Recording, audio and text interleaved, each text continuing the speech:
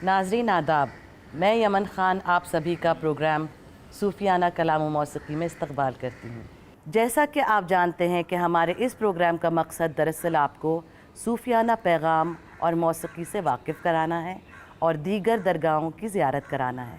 हम अपने हर एपिसोड में सूफ़ी फ़लसफ़े और बुज़ुर्गान दीन की तालीमात पर माहिर तसव्वुफ़ से बातचीत भी करते हैं।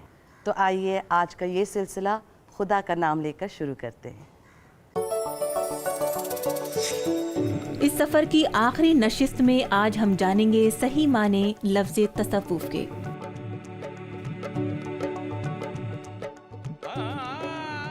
ज़ियारत करेंगे 5 सबसे मारूफ दरगाहों की।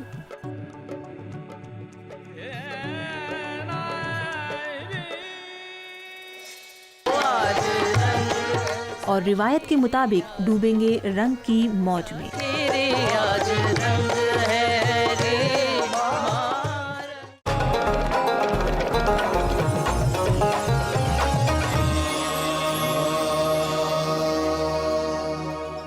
आइए नाजरीन, अब जानते हैं कि तसव्वुफ़ का इल्म आखिर है क्या। इसके मकासद और पैगामात पर कुछ रोशनी डालते हैं। इल्म तसव्वुफ़ खुदा की मखलूक को आपस में अमन व आतिशी के साथ रहने की तलक़ीन करता है। तसव्वुफ़ दरअसल सूफ़ लफ्ज़ से बना है, जिसका मतलब होता है ऊन। यानी ये उन बुजुर्गाने दीन की खिदमत की जानिब इशारा करता है जिन्होंने इब्तिदा में सिर्फ ऊन का लिबादा ज़ेब-ए-तन करके मखलूक खुदा की खिदमत की और एक गुदड़ी या रज़ाई लपेट के सहारे अपनी उम्र का बड़ा हिस्सा खुदा की इबादत और तस्लीम व रज़ा के सहारे गुजार दिया।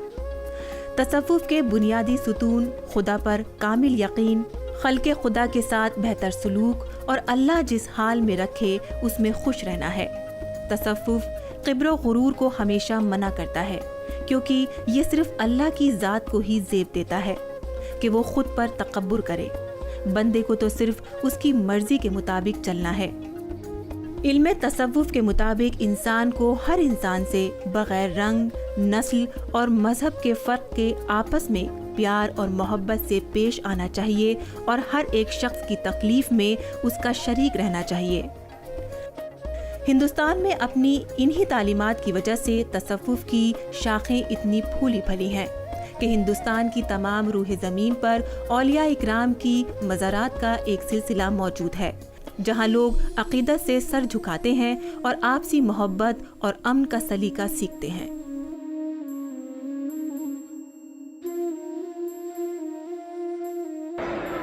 तसव्वुफ़ सही लफ्ज़ है जिसको अंग्रेज़ी में सूफ़ीज़म कहा जाता है। इसकी बुनियाद कुरान और हदीस और सुन्नत पर है। ये कहना कि तसव्वुफ़ गैर इस्लामी है, जहालत की निशानी है। तसव्वुफ़ के सारे मराकिज़ इस्लाम में मौजूद हैं और जो बाहरी एलिमेंट उसमें आया है वो सिर्फ रिचुअल और कस्टम्स की हद तक आया है। इस्लाम जब हिजाज़ से बाहर निकला, ईरान, सेंट्रल एशिया और दूसरे ममालिक में गया, उस वक्त इस्लाम के जो ये दाई इस्लाम का पैगाम ले गए, जिन्हें सूफ़ी हज़रात कहा जाता है, इन्होंने वहाँ के लोकल कस्टम्स, वहाँ के ट्रेडिशन, वहाँ की आबहवा के साथ एडजस्टमेंट किया।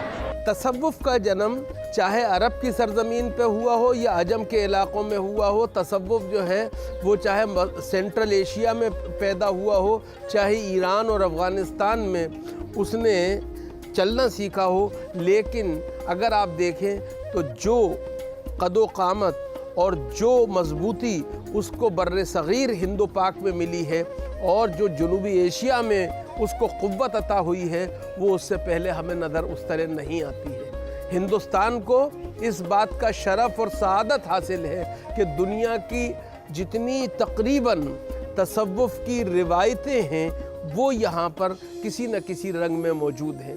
कुछ लोगों का एतराज़ है कि तसव्वुफ़ नाम का कोई वजूद हुज़ूर नबी करीम सल्लल्लाहु अलैहि वसल्लम के ज़माने में या सहाबा किराम के ज़माने में नहीं था। नाम नहीं था, मगर तमाम तसव्वुफ़ के किरदार एलिमेंट्स मौजूद थे। सूफियों के लिए सबसे बड़ा रोल मॉडल हुज़ूर नबी करीम सल्लल्लाहु अलैहि वसल्लम की ज़ात है और पहली डेफिनेशन उनकी हुज़ूर के साथियों की सहाबा कही गई। सहाबा, ताबईन, तबे ताबईन और फिर अहलुल्लाह के लिए लफ्ज़ सूफ़ी का इस्तेमाल हुआ। अल्लाह जो है वो उसका मानने वाला हो या ना मानने वाला हो, उस पर ना रिस्क बंद करता है, ना हवा बंद करता है, ना रोशनी बंद करता है, ना पानी बंद करता है। तो अल्लाह रब्बुल इज़्ज़त जिस तरह लोगों के साथ पेश आता है, मोहब्बत के साथ आता है और सबके लिए अपनी रहमतों के, नेमतों के, बरकतों के दरवाजे खुला रखता है, चाहे वो उसे मानते हो ना मानते हो। इसी तरह से हर इंसान को अपने साथ रहने वालों के साथ पेश आना चाहिए। अल्लामा इक़बाल ने भी कहा है कि दर्द दिल के वास्ते पैदा किया इंसान को, वरना ताअत के लिए कुछ कम रहते करोबियाँ कहते हैं फरिश्तों को। तो अल्लाह ताला की इबादत तो फरिश्ते कंप्यूटर की तरह कर ही रहे हैं। इंसान को ये कहला भेजा गया कि दुनिया में रहो, इतना रहो कि जितना तुम उससे अपनी ज़रूरियात पूरी कर लो और उसके बाद अल्लाह की तरफ रग़बत करो, अल्लाह के बंदों की खिदमत करो। सूफिया के यहाँ जो कलाम गाया जाता है, सुना जाता है, फ़ारसी से लेकर और उससे पहले अरबी से लेकर और उर्दू तक, पंजाबी तक, हिंदी तक, जो पूरी हमारी परंपरा और रिवायत है वो मौसीकी से जुड़ी हुई है।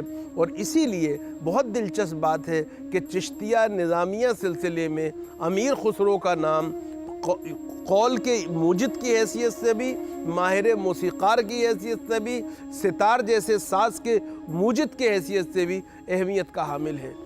बात दरअसल ये है कि ये हैं मोहब्बत के मकाम। हज़रत अमीर खुसरो तो 750 साल पहले कह गए, खुसरो दरिया प्रेम का, सो उल्टी वाकी धार, जो तैरो सो डूब गयो और जो डूबो सो पार। हज़रत अमीर खुसरो रहमतुल्लाह अलैह बहुत ही ज़हीन थे। वो एक बहुत बड़े सिपाही भी थे, बहुत बड़े शायर भी थे, बहुत बड़े राइटर भी थे और सूफियों के सूफी थे। कहीं चले जाइएगा आप, आपको उसमें बिला तफरीक़ मज़हब व मिल्लत, हिंदू हो, मुसलमान हो, सिख हो, ईसाई हो, बौद्ध हो, जैनी हो, पारसी हो, बहाई हो, सब वहाँ जा रहे हैं और उन बारगाहों में गुलहाए अक़ीदत पेश कर रहे हैं, खराज अक़ीदत पेश कर रहे हैं और वहाँ पर अपने दुखों को बयान कर रहे हैं। एक मन की आस और परेशानी की प्यास दोनों को बुझाने की कोशिश कर रहे हैं। नाजरीन, वक्त हो गया है एक वक्फे का। जल्दी हाजिर होते हैं, कहीं जाइएगा नहीं।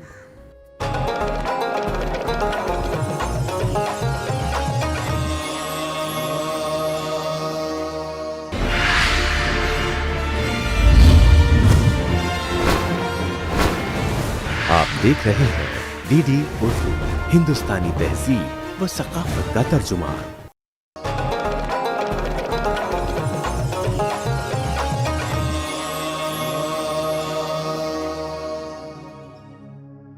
नाजरीन, वैसे तो आप हमारे साथ पहले भी कई मज़ारात की ज़ियारत कर चुके हैं, मगर आज की इस खुसूसी पेशकश में हम आपको 5 अलग अलग शहरों में मौजूद दरगाहों में हाज़िरी दिलवाना चाहते हैं। वो हैं अजमेर शरीफ, हज़रत निज़ामुद्दीन औलिया, फ़तेहपुर सीकरी, हाजी अली और श्रीनगर में शाह मखदूम अलैहि रहमत।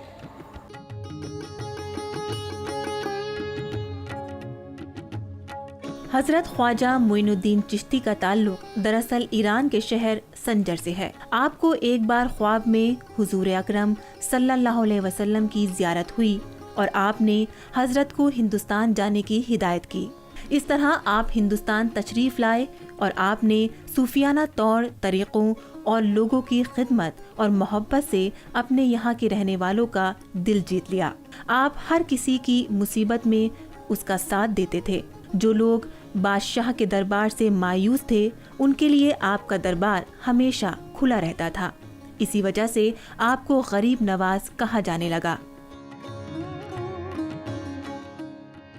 हज़रत शेख निज़ामुद्दीन औलिया रहमतुल्लाह अलैह बड़े अहम और चिश्तिया सिलसिले के बुलंद पाए के सूफ़ी हैं। आपको महबूब इलाही भी कहा जाता है और सुल्तान जी भी। हज़रत शेख निज़ामुद्दीन औलिया रहमतुल्लाह अलैह अपने ज़माने में जिस जगह रहते थे उसे गयासपुर कहा जाता था और आज वही गयासपुर बस्ती हज़रत निज़ामुद्दीन के नाम से दिल्ली में क़याम एक मशहूर जगह है। आपकी मज़ार शरीफ पर आने वाले ज़ायरीन की तादाद में दिन ब दिन इजाफ़ा होता जा रहा है।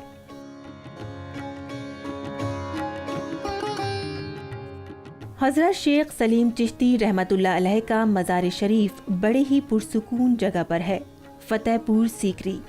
मालूम होता है चिश्तिया सिलसिले का रूहानी नूर यहाँ पर हर तरह से छलक रहा है।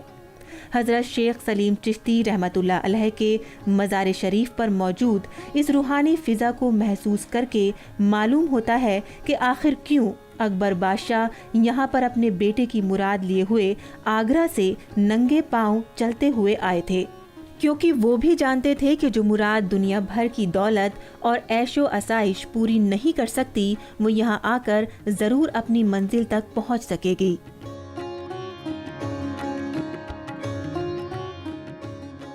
हज़रत हाजी अली बाबा की मज़ार शरीफ समुद्र के अहाते में है। नीले पानी से घिरी हुई हज़रत हाजी अली बाबा की मज़ार शरीफ पर वाकई इस कदर नूर बरसता हुआ महसूस होता है कि आंखें चमक उठती हैं। यहाँ आकर जितना सुकून दिलो दिमाग को मिलता है, उतना ही निगाहों को भी मिलता है।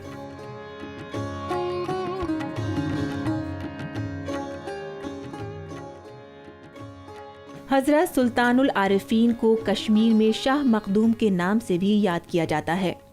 मखदूम की पहचान होती है कि उसको खुदा की तलाश में मज़हब व मिल्लत के झगड़ों का ख्याल नहीं रहता। वो खुदा की मखलूक को एक नज़र से ही देखता है। इसी वजह से शाह मखदूम की मज़ार शरीफ पर हिंदू, मुस्लिम, सिख, ईसाई दुनिया के कोने कोने से आते हैं और अपने दिलों की मुरादें हासिल करते हैं। ऐसा लगता है जैसे हिंदुस्तान के सर पर शाह मखदूम की ये मज़ार शरीफ किसी नूरानी ताज की तरह है, जो उसकी खूबसूरती और शान दोनों में इजाफा कर रही है।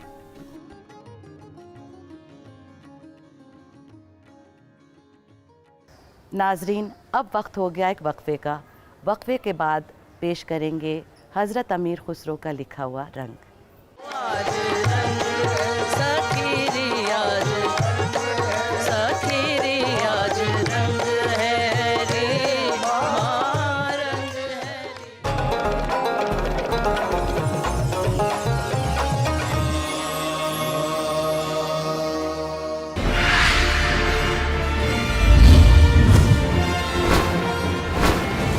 आप देख रहे हैं डीडी उर्दू, हिंदुस्तानी तहजीब व सकाफत का तर्जुमा।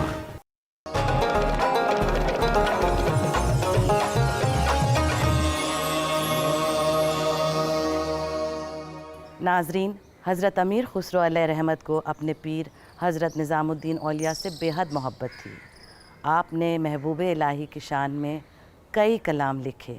उनमें से बहुत मकबूल और मशहूर कलाम है रंग।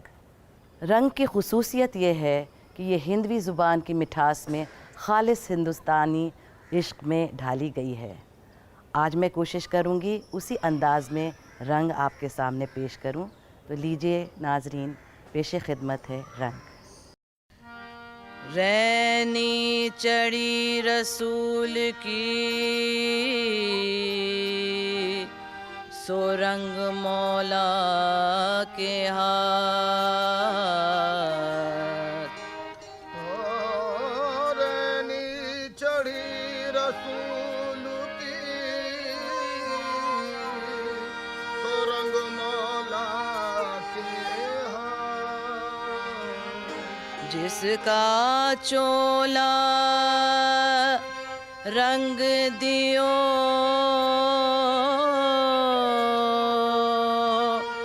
सो धन धनवा के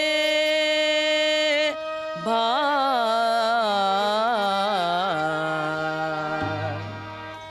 आज रंग है री माँ रंग है री हो, आज रंग है री माँ रंग है री हो, आज रंग है री माँ रंग है री हो,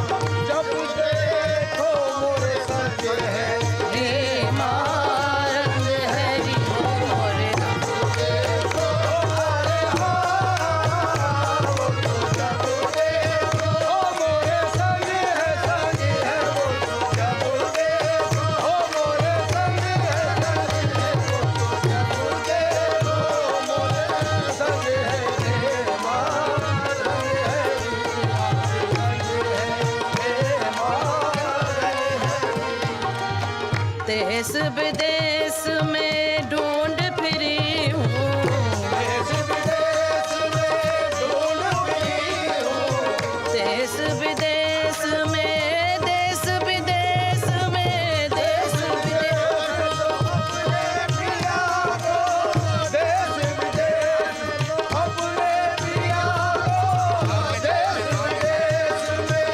देश विदेश में ढूंढ फिरी हूँ, देश में ढूंढ फिरी हूँ, तोरा रंग मन भायो निजामुद्दीन, तोरा रंग मन भायो निजामुद्दीन, तोरा रंग मन भायो निजामुद्दीन, तोरा रंग मन भायो निजामुद्दीन। चलते चलते पूछा मुझसे पाँव के छालों ने, चलते चलते पूछा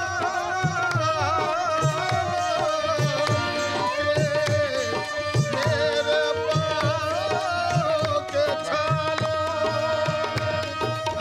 बसती कितनी दूर बसाली, दिल में बसने वालों ने, देश विदेश में ढूंढ फिरी हूँ, देश विदेश अपने पिया को, देश विदेश अपने पिया को, देश विदेश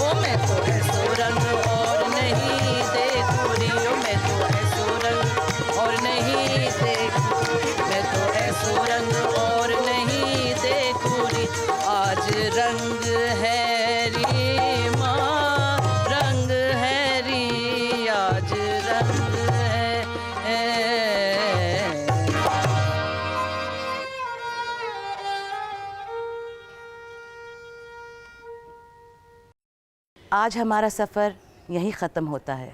नाजरीन, सूफियाना कलाम व मौसीक़ी के हम सफ़र होने का बहुत बहुत शुक्रिया। उम्मीद करती हूँ कि जल्द मुलाकात होगी। तब तक के लिए शाद रहिए, आबाद रहिए। सूफियाना कलाम व मौसीक़ी की टीम की तरफ से और यमन ख़ान की तरफ से खुदा हाफिज़।